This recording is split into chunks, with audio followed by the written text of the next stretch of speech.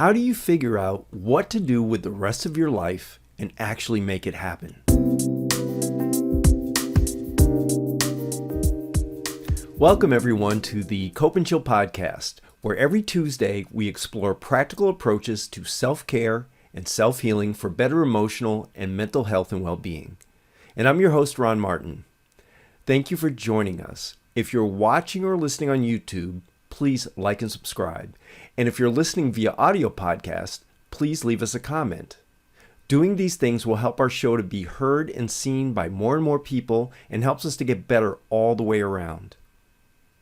Last week, we started exploring the role of intuition in our lives. And this week, we'll go even deeper into that same topic in my discussion with life coach Darcie Warden.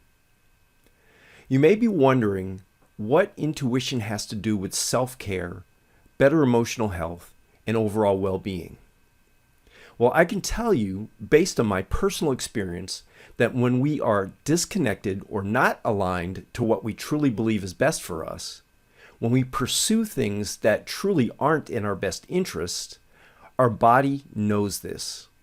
Our nervous system knows this. And you might say, well, what do you mean our body knows this or our nervous system knows this? Consider this. Have you ever dreaded going someplace? Maybe to work or to someone's house who you really don't enjoy? How do you know you don't want to go? You get a feeling, right? You have a sense in your body that this is something you want to avoid, right? Well, that comes from our nervous system and from hormones and chemicals in our bodies. That is our body talking to us. And that's our body giving us feedback that the thing we're about to do is a thing that we don't want to do. This is the wisdom of the body speaking to us. But for many reasons, any number of reasons, sometimes we learn to ignore these sensations. We learn to ignore our feelings, perhaps block them out. Maybe they're too uncomfortable or they get in the way of things we think we should do. And we become disconnected from what our body has to say, as if it's not even there. We tune out our intuition. But if you're like me, maybe you've spent a life of tuning out or suppressing what your body has to say, and then when it comes time to make decisions about how you're going to move forward on something or move forward in life, we become doubtful and don't know where to find the confidence to move in a specific direction. Well, that's where Darcie Warden comes in. Darcie is a certified life coach, health and wellness coach, yoga therapist, yoga instructor, and group fitness instructor. And she, quote, likes to nerd out on the nervous system and healing trauma. She says that on her life's journey, she's recognized the connection between exercise and her mental health. And throughout her life, she's explored and mastered different modalities on her journey to feeling better. And this has included running, group fitness, yoga, yoga therapy, and now life and wellness coaching. And she's leveraged her experience to blend all of these modalities into her coaching programs. And in doing so, she helps her clients connect with their inner wisdom, their intuition, and learn what it has to say so that they can then take action and move forward in their lives in a more fulfilling and inspired way. Most of her clients are in their 40s and 50s and are looking to find more meaning in life, perhaps looking to discover their purpose or just find fulfillment. Darcie truly believes that midlife isn't halfway over. It's just getting started. So join me as we explore how to connect with the inner wisdom of the body and how to use it to live our lives in alignment and with purpose. And as always, please like and subscribe or leave a comment wherever you're joining us from. Thank you. And now, here's Darcie Warden. Hey everyone, welcome to the Cope and Chill podcast. I'm Ron Martin and I'm here with Darcie Warden, who is a life and wellness coach. And as she describes herself, she nerds out on the nervous system and healing trauma, which is awesome. We need more people like her. And her target audience, or the people who tend to seek her out, tend to be midlife in years and experiencing transition and change. So Darcie, maybe you can tell us a little bit about what this means. What does it mean? Who are the people that come to you? What are they looking for when they come to you? Yeah, so when someone comes to me, they are unsure about what's happening next, right? So there's like maybe there's a job transition, there could be a transition out of a relationship, there could be um, even a loss, Mhm. there could be grief in terms Yeah. of a transition in someone's life. So what I've that had does is all three of those in the last 4 years, so I get it. yeah. You're probably in midlife, right? I'm probably your prime customer, so yes. Yeah, yeah. And it's interesting because all this does begin to happen in midlife. And that's what I've noticed for myself too. There's been loss, there's been a job transition, there's been my son moving out of the house and starting his life. Mhm. So I'm alone. So, I'm my own best client as well. But what I'm working on with myself and also with my clients is to kind of remove the head garbage, the mind trash that we can have around all the ways in which this is bad. Mm. And I don't want to take away from it being hard because it's challenging. It's challenging to be in midlife and to have we recognize that things are changing. The ways in which we feel fulfilled are changing. The ways in which we want to engage in our relationships are changing.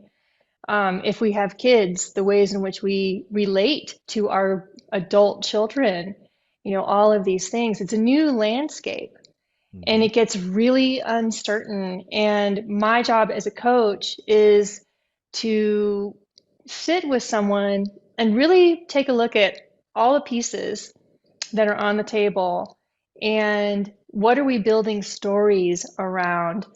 And here's where I nerd out on, trauma, but also the nervous system is our minds are so powerful that when we create a story, and you could even play with this by Yeah. on your own, Yeah. create a story that causes stress and your body will react. The palms will sweat, the heart rate will go up, and those are the signs that something's happening. And it's a great indicator of like, oh, okay, now I get to take a deep breath and I'm going to bring my nervous system back in to a more settled state.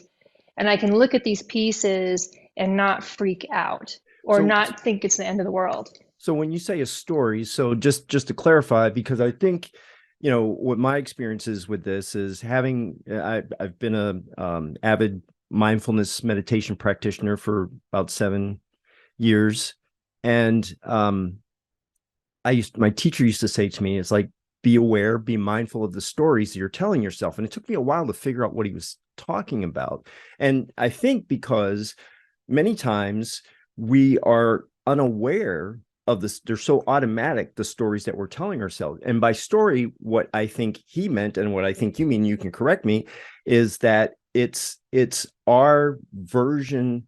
We're layering on top of what actually happened some sentiment, some emotion, some interpretation of what happened, which may cause other emotions to come up because we're saying that, yes, I stubbed my toe, but then you might go into, yeah, that, why is that chair there? Who put that chair there? Somebody's out to get me, right? And that makes the whole thing worse because we're adding story on top of what actually happened, which is the stubbing of the toe. Is that fair?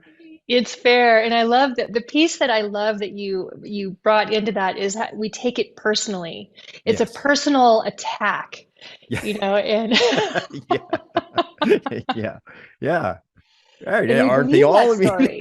Yeah, and that's the story. And even this morning, I'll just share. I was yeah. in my meditation this morning, Mhm. and for whatever reason, it was just that the thoughts and the story was so Yeah. powerful Yeah. that I would get swept away in it, and then I would catch Yes. myself and bring myself back to my breath Yes. and the sensations in my body Yes. and connect. So that's where the work that I do with my clients as well is notice when you get taken away, Yeah. because we all do. And the practice, it's not bad that we get taken away. The practice is to continue to come back, continue to Yeah. come back. And Yeah. and that is my favorite author, one of my favorite authors, Pema Chodron, who is a Buddhist nun. What she talks about is that the stories become so solid. And so what I translate that into it meaning that, as you say, you get so embedded into the story itself that you're not even aware that you're in the story, that that's not the reality of what's happening to you in the present moment. It's as if that story is so real and happening to you at that moment. And like you said, that's when you start to get the sweaty palms, because your body is reacting and believing that that's actually happening to it. I love what you just said, and I say this to people all the time. We believe ourselves Mm-hmm. Mm-hmm. deeply, Yeah. deeply. We believe ourselves. So what do we want to believe? Mm. Mm. Yeah. Yeah. Well, and I think when we talked the last time, I think you went a step further, and I think you said something to the effect of, "We are what we practice every day," right? And we practice every day being Yes. something, right? So Yes. what is that something? So tell us what you mean by that. Yeah, and that's something I love as well. And I learned that from the Strozzi Institute. So that's a reference that I just want to give them credit Yeah, for sure. that work is that if I'm mindlessly and not paying attention going through my day and I'm getting angry a lot or I'm irritated a bunch and I don't like the driver that's in front of me. That's a classic one for me. Like put me in a roundabout and all of a sudden I'm off in the stratosphere. Yeah, yeah. And I catch myself, I'm like, God, that is so interesting. But we are practicing. So I can practice being negative. I can Mm, practice being irritated. I can practice being somewhat of a victim to the elements around me when they don't care. The elements around me don't care. The drivers around me don't care. The weather doesn't care, it right? But sure I'm doesn't. practicing, yeah, Yeah. practicing being. And so when I was my awareness was brought to this idea, I thought, okay, wow, I have a choice. What am I practicing? I'm practicing being loving and kind. I'm practicing being tender with myself. I practice what I call mini acts of kindness, Mm-hmm. where I just check in with myself and I might even just roll my neck around and Yeah. be like, oh, how are you? How are you? What's going on right now? And just that act of kindness of acknowledgement and care. And Yeah, so, yeah, to me it's and I think I've mentioned this on another show, is that, again, as I learned to practice meditation, what I learned is that it's really about developing a relationship with yourself, just as you would develop a relationship with a friend or a relative or anybody else. How would you treat that person? How would you interact with that person? What kinds of things would you say to that person? And yes, really, that's the opportunity for ourselves. yeah. And it's very healing, right? And I, Mhm. and I oftentimes think of, and this is going a little bit deeper than what I actually do with my Mhm. clients, but for myself, I think of that inner child, that little girl, and I check in with her and, what do you need? What's going on here? Mm. Because she needs, there's a lot there where there's some healing that needs to take place. And it doesn't happen in Yeah, one meditation sitting, yeah, right? It yeah. doesn't happen in one That's coaching right. session. Because it's a Yeah. relationship, right? That Because that's it's a that's the point. That's the relationship. thing that dawned on me, recently, is that, like anything else, like with your children, with a relative, with a friend, it's not just that one act of kindness that builds the relationship. It's a continuous act of kindnesses over time, right? Or, Yeah. different ways of relating with the person. And it's the same with ourselves. It's not just that one thing that's going to help us out there. Okay, so Yeah. I do feel like you said, we're kind of going down a path that's a little bit off, but let's get back to Yeah. where we were starting, which is the folks that come to you and being in midlife and experiencing traditions, or transition. some of the things that we're talking about, how does that play into how you work with them? Yeah, I think the big piece here in terms of what I'm doing with people, first of all, it's a relationship. So when I'm in a coaching relationship with someone, it takes time to get that rhythm and get comfortable. And I feel like I can do that fairly quickly with people, but there's a level of trust that needs to be gained. And then when that trust and safety is in place with me and the client, that's when we get to really explore, is that true? Is that, so and because there's a lot of story that comes in into a Hmm. coaching Yeah. session. Yeah. And so I get to ask a lot of questions around, oh, tell me more about um, how your job is terrible right now. Tell me more about how other people are the problem. Oh, in what ways how are you participating in this? Whatever way. So I get to work around the edges Hmm. of the story and we get to poke holes in it together. Okay. And you're helping them to kind of crystallize, I guess, or bring out and crystallize what they're really wanting to do. But I think when we talked last time, you mentioned that you also help them learn how to discover their truth by connecting with their bodies. Tell us Yeah. about why it's important to connect with your body. What do you learn from doing that? Yeah, thank you so much for asking for that question because I feel like it's so important and it's actually I've never seen a coach do this with me, and so it's a piece that I bring into my coaching. So I don't it depends on what people are comfortable with, but I do like to begin a session with 3 full rounds of breath. Mhm. And because we raced, and I did this with one of my clients, it was so funny. He came racing in and he sat down. He's like, okay, I know what I want to talk about. And I said, do you mind if can we start differently today? And he's like, yeah, Mm, yeah, what? And I said, okay, just take 3 slow, deep breaths. And he did, and he fully landed in our space and he was mhm, ready. And so when we connect to the body, first and foremost, we're present. mhm, Because mhm. when he came in, he was all over the place. Three So full he had some breaths. future oriented thoughts in his head and a bunch of things, and then probably had, I guess if you're not present, there's that opportunity to bring in memories and things that, Oh yeah. yeah, may not be helpful. So Yep. what's in the power of being present there? So yes, being in the present, it kind of all those things. So the past meeting he was just in and all the things he needs to do up here and all the people that are getting, trying to reach him on the phone. When he got present, all of those things drifted away.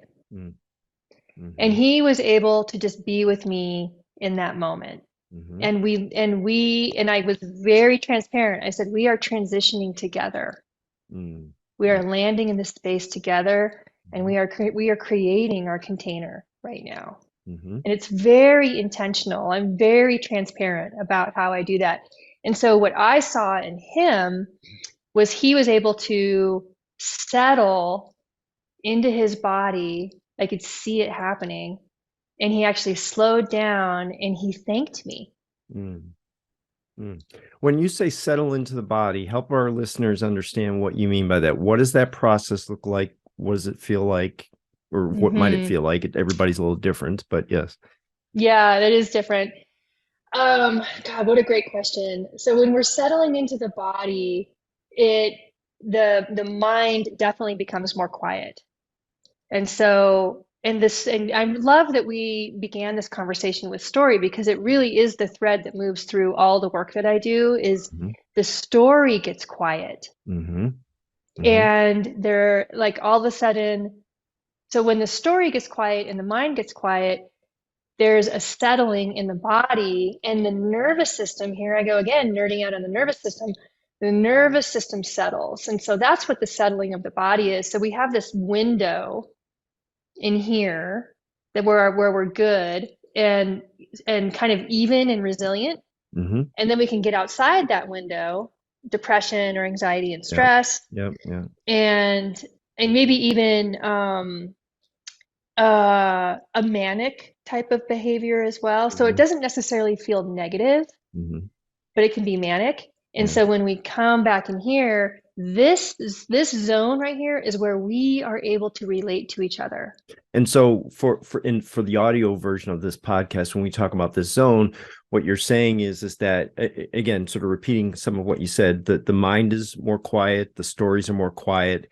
And so really it's about your attention, you're attending to the sensations in your body. Your nervous system is feeling more relaxed. Is that right? Or Absolutely, Mhm. absolutely. And with that, we get to co-regulate.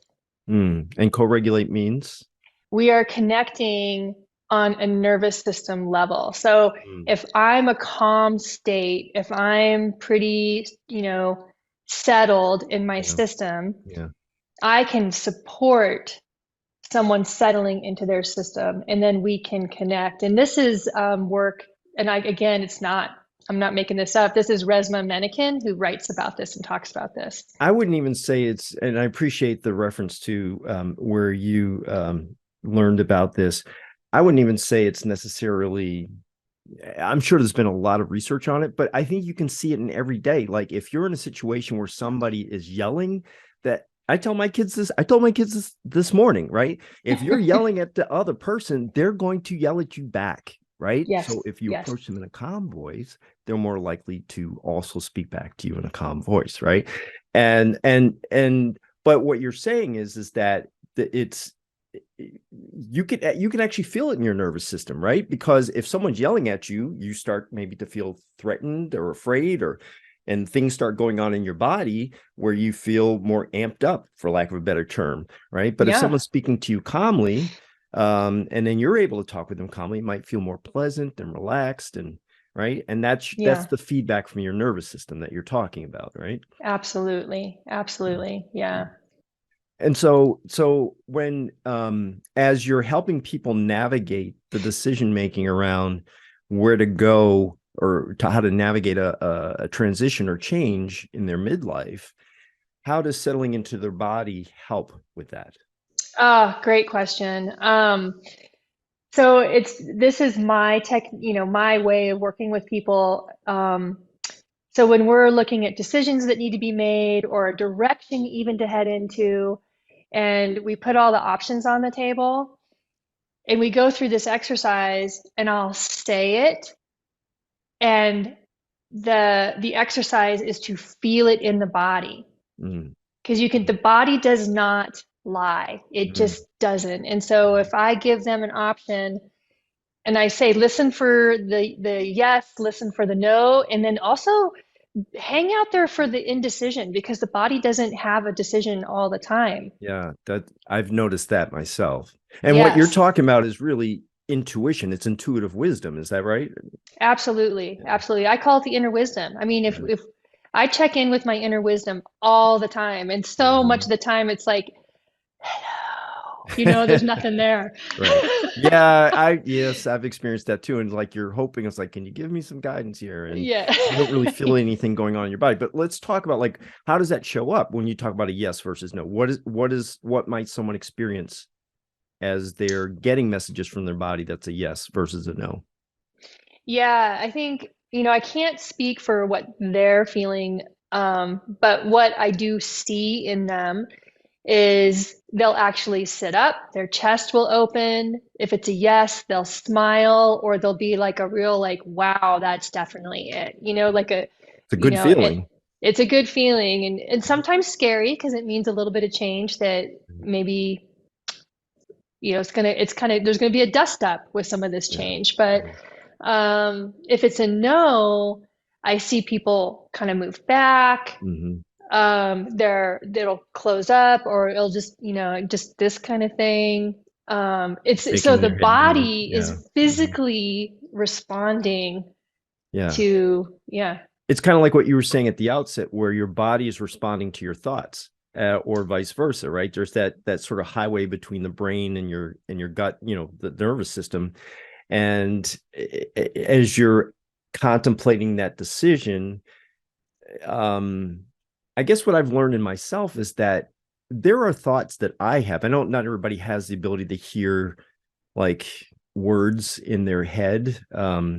I have that ability. So when a thought, I can literally think a sentence in my head, but some people don't have that ability. But sometimes there's a thought that doesn't have any words, and but it will definitely show up in my body, right? And Mm-hmm. I can tell because I'll start, like if it's a sad thought, I'll start to feel a weight, or like you said, your shoulders start slumping, and you kind of sink down in your chair and maybe feel a little heaviness, that kind of thing. Mm-hmm. Yeah. So I mean, I think it's sort of your um there's an alignment that's happening between your brain and your nervous system and the rest of your body, and that's the feedback you're looking for, right? Absolutely. And I love that because alignment has been my word for a long time. When I was in a job for a number of years that was out of alignment for me, Mm-hmm. and I felt it.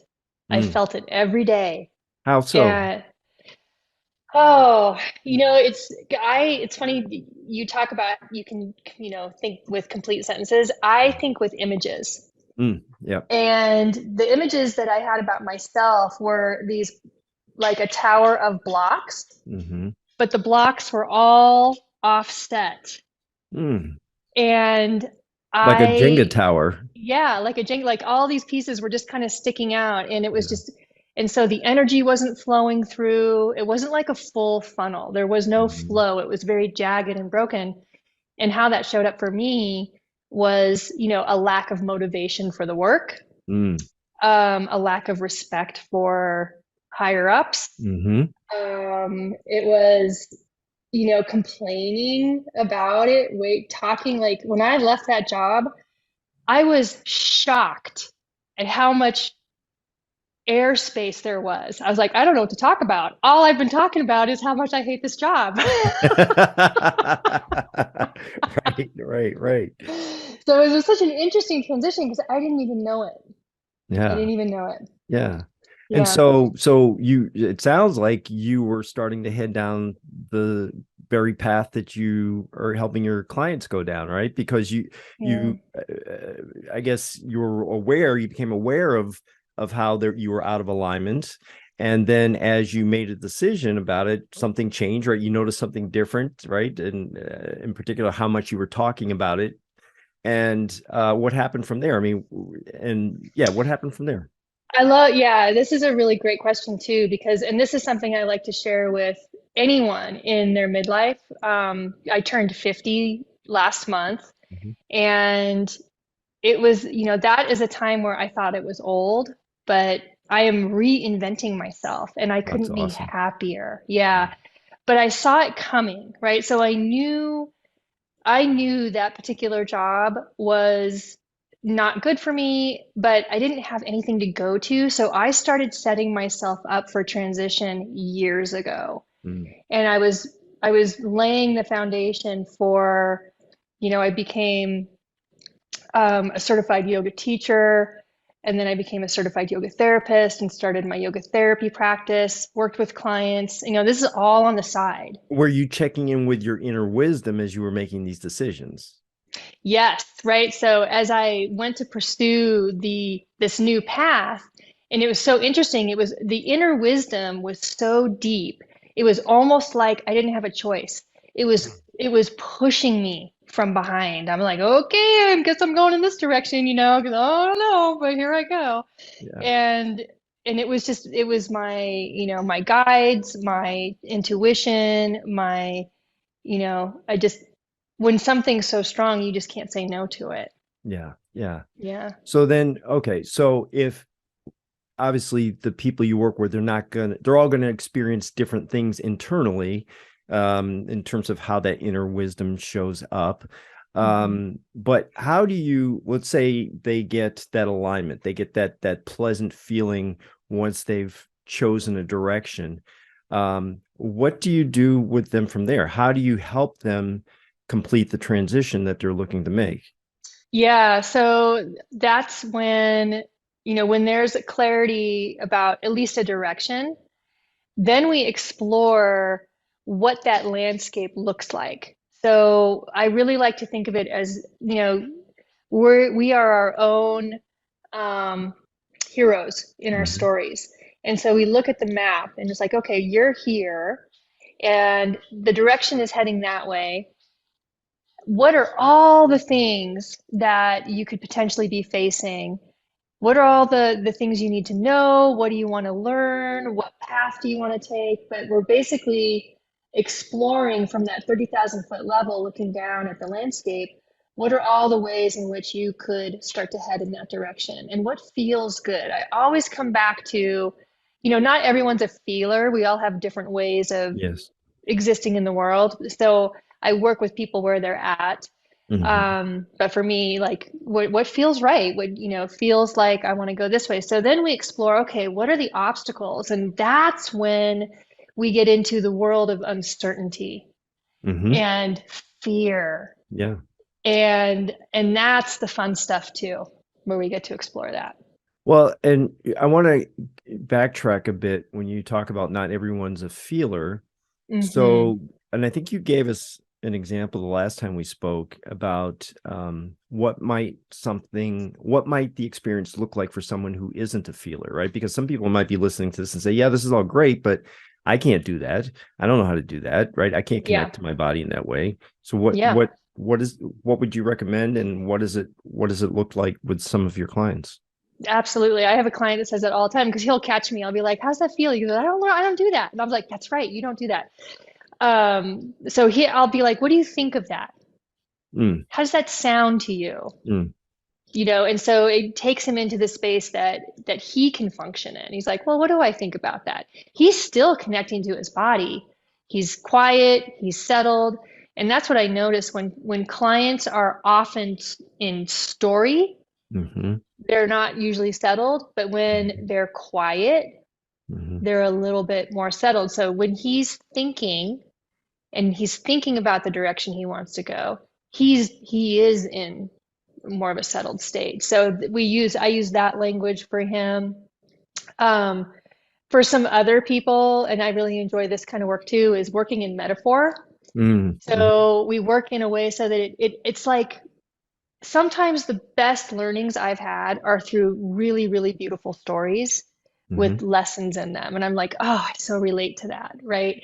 And so we use metaphor a lot in some of the work that we do. So, being your own pilot and I'm the co-pilot. So we talk about all the controls on the plane and going through the daily, you go through that full checklist before you go off into the air. So what's Yeah. your checklist for the day before you go off into the air? So I'll work like that.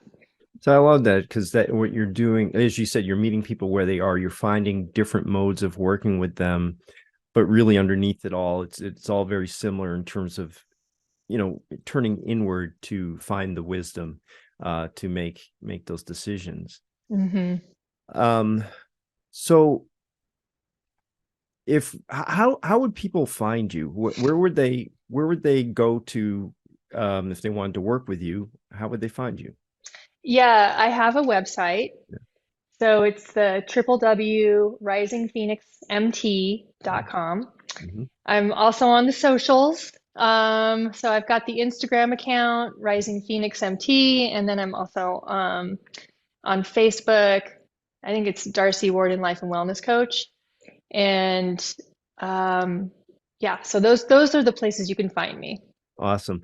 So what is it, what's the one thing you want people to take away from as they think about the prospect of if they wanted to work with you and what, especially in terms of the kind of result they could expect to see?